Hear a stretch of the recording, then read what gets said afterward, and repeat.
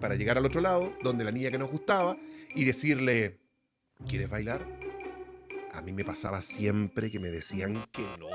Éramos tan felices y no lo sabíamos. Ustedes son muy jóvenes, ¿ah? Pero a ver cómo eran las fiestas en los años 80. Lo primero era, había toque de queda, un toque de queda que sí se respetaba. Generalmente ese toque de queda partía a eso de las 10, 11 de la noche y duraba hasta las 6 de la mañana. ¿Qué significaba esto?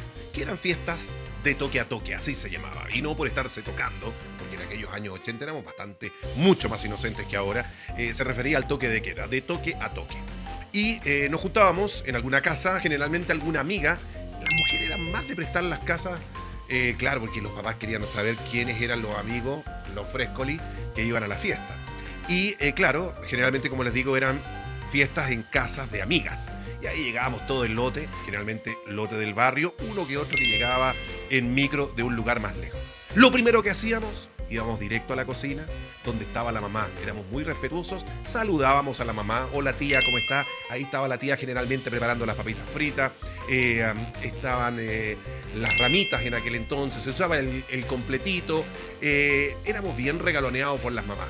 Hecho ese trámite, que no era un trámite aburrido, al contrario, nos encantaba y a la mamá le gustaba saber quiénes eran los amigos de la hija, nos íbamos al living. Ahí cada uno generalmente sentados en grupo, los hombres por un lado, las mujeres por el otro. Y poníamos las radios.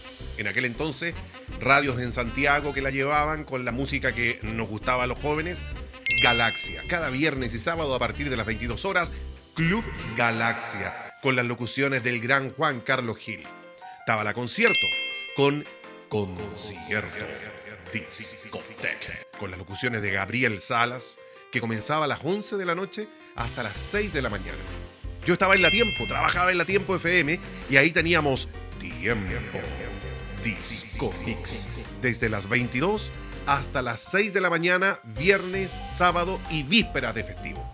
También estaba la Carolina antigua, Carolina Discoteca, con Miguel Davallino, padre, que era el locutor que hacía las marcas. Y poníamos la radio y ahí empezaba la fiesta.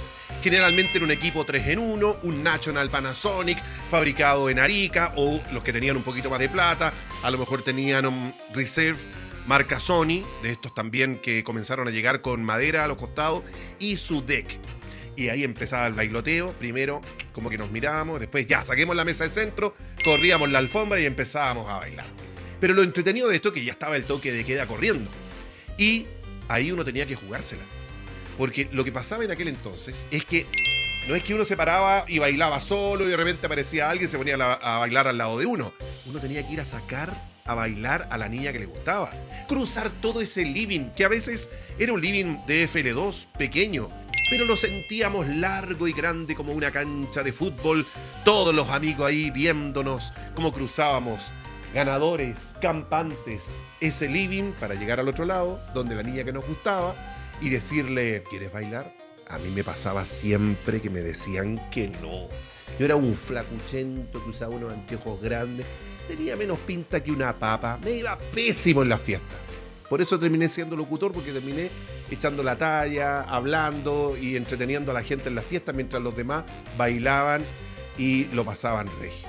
Era la época de bailar los lentos, que empezaban de repente pasadita a la medianoche y ahí uno se la jugaba, porque si no te resultaba ahí, te quedaba ahí la fiesta entera hasta las 6 de la mañana que no te podía ir nada, mirando como los demás la pasaban regio. Y empezaban los lentos, ya más o menos había ahí bailado un par de veces con la niña que te interesaba, pero estos lentos no eran abrazados, estos lentos no era que la niña te ponía la cabeza en el hombro, si lo hacía era que era demasiado jugada y todos la veían, entonces después venía el pelambre, así que generalmente era bailar con los brazos muy extendidos y nos mirábamos así.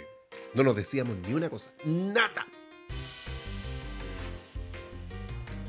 Terminaba la canción en lento y nos digamos, eran otras épocas, eran otros tiempos, éramos felices y no lo sabíamos.